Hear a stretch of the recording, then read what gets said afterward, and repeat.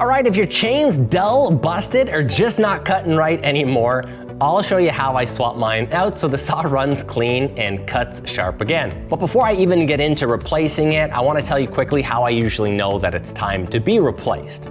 So usually if it's going dull fast after I've sharpened it, or if I'm having to force it through wood instead of it pulling itself in, maybe my teeth are nicked, really small, ground down too far, or I just can't keep it tensioned properly. Those are all signs that the chain may need to be replaced. So the first thing I do is I pull the side cover off. Usually there's just two little nuts. Keep a little scrunch or one of these little tools handy in my pocket. Once that's off, I loosen the tension screw. You can slip the old chain off the bar and sprocket, no problem. While I'm there, I always check the bar groove, want to clean it out of any gunk, check the little oil holes, check the sprocket, make sure everything's working well. I have another video on how to maintain the bars if you need to check it out. But there's no point in putting a fresh chain up on beaten hardware. Your new chain should go on easy. I start at the top and I kind of let it hang over my sprocket and let it sit. Just make sure the cutters are all facing in the right direction.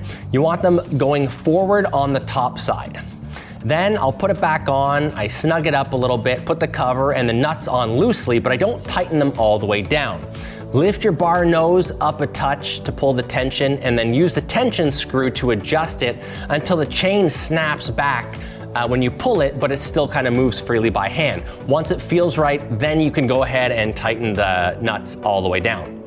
Last thing, obviously, is to just double check it, spin it around, make sure it's tracking clean, fire it up for a bit.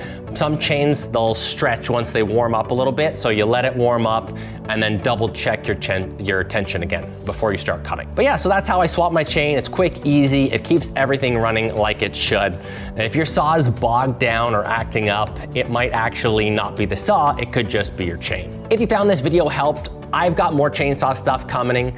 I just did one on how to sharpen the chains. I did one on bar maintenance and lots of these little things. So I'm gonna be producing a bunch more for my chainsaw segments. So make sure you follow or like and subscribe, and I'll see you on the next one.